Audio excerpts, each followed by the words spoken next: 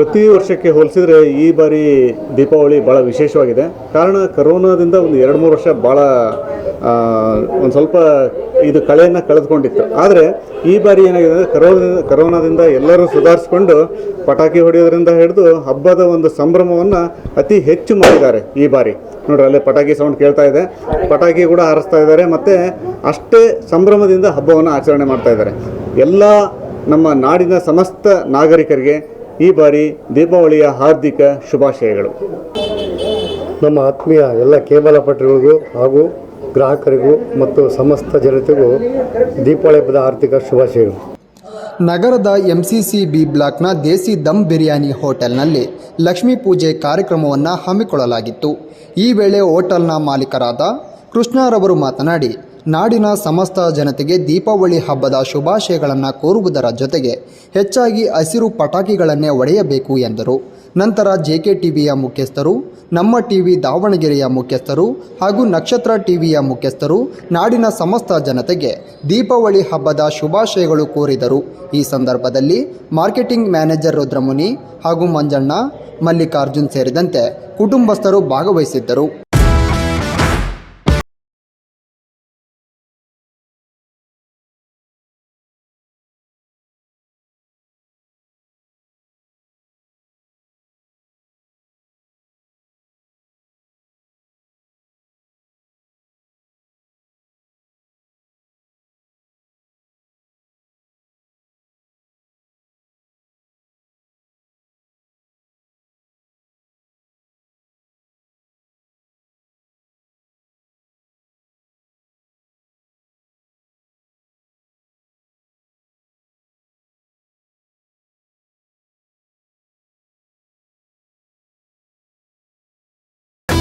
ಎಲ್ಲ ವೀಕ್ಷಕರಿಗೆ ಹಾಗೂ ಸಮಸ್ತ ನಾಡಿನ ಜನತೆಗೆ ದೀಪಾವಳಿ ಹಬ್ಬದ ಶುಭಾಶಯಗಳು.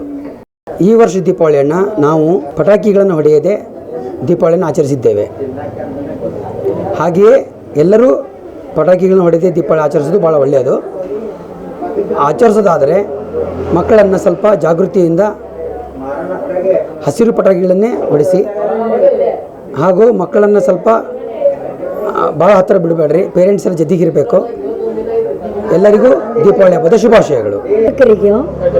ದೀಪಾವಳಿ ಹಬ್ಬದ ಶುಭಾಶಯಗಳನ್ನು ಹೇಳುತ್ತೇನೆ.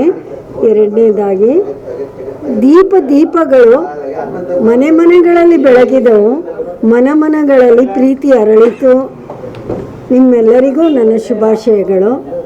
ಅದರ ಜೊತೆಗೆ ದೀಪಾವಳಿಯ ಮುಖ್ಯವಾಗಿ 2 ಕಥೆಗಳು ದೀಪಾವಳಿಯ ಜೊತೆ ಜೋಡಣೆಯಾಗಿವೆ. ಮೊದಲನೇದಾಗಿ, ರಾಮಾಯಣದಿಂದ ರಾಮನು ಅಯೋಧ್ಯೆಯನ್ನು ಪುನರಾಳಲು ಬಂದ ದಿನ. ಎರಡನೇದಾಗಿ, ಮಹಾಭಾರತದಲ್ಲಿ ತೆಗೆದುಕೊಂಡರೆ ಕೌರವರನ್ನು ಸೋಲಿಸಿ ಪಾಂಡವರು ವಿಜಯ ಪತಾಕೆಯನ್ನು ಹಿಡಿದ ದಿನ. ಮತ್ತೊಮ್ಮೆ ನಾವು ಈ ಹೊಸ ವರ್ಷವನ್ನು, ದೀಪಾವಳಿಯನ್ನು ಹೊಸ ವರ್ಷ ಅಂತೀವಿ, ಕೆಲವೊಮ್ಮೆ ಹಿಂದೂ ಸಂಸ್ಕಾರದಲ್ಲಿ ಯುಗಾದಿಯನ್ನು ಹೊಸ ವರ್ಷ ಅಂತೀವಿ. ಆದರೆ ಇಂದಿನಿಂದ ಒಂದು ಹೊಸ ವರ್ಷದ ಪ್ರಾರಂಭವಾಗ್ತವೆ. ಈ ಹೊಸ ವರ್ಷ ನಿಮಗೆಲ್ಲರಿಗೂ ಶುಭವನ್ನು ತರಲಿ ಎಂದು ಹಾರೈಸುತ್ತಾ ನನ್ನ ನಮಸ್ಕಾರಗಳು.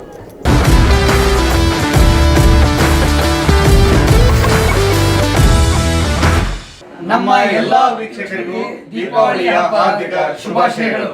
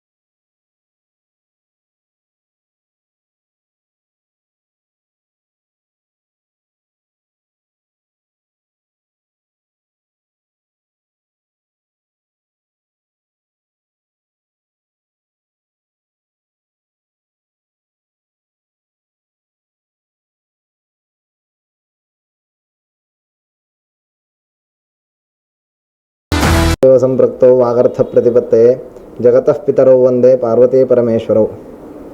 ಸಪರಿವಾರಾದಂತಹ ಇವತ್ತಿನ ಅಧಿದೇವತೆಯಾದಂತಹ ಶ್ರೀ ಮಹಾಲಕ್ಷ್ಮಿಯನ್ನು ವಂದಿಸಿ, ಹಾಗೆ ಈ ದೀಪಾವಳಿಯ ಶುಭ ಸಂದರ್ಭದಲ್ಲಿ ತಮ್ಮೆಲ್ಲರಿಗೂ ದೀಪಾವಳಿಯ ಶುಭಾಶಯಗಳನ್ನು ತಿಳಿಸ್ತಾ, ಈ ದೀಪಾವಳಿಯ ಮಹತ್ವದ ಬಗ್ಗೆ ಒಂದೆರಡು ಮಾತನಾಡಲಿಕ್ಕೆ ಇಚ್ಛಿಸ್ತಾ ಇದ್ದೇನೆ.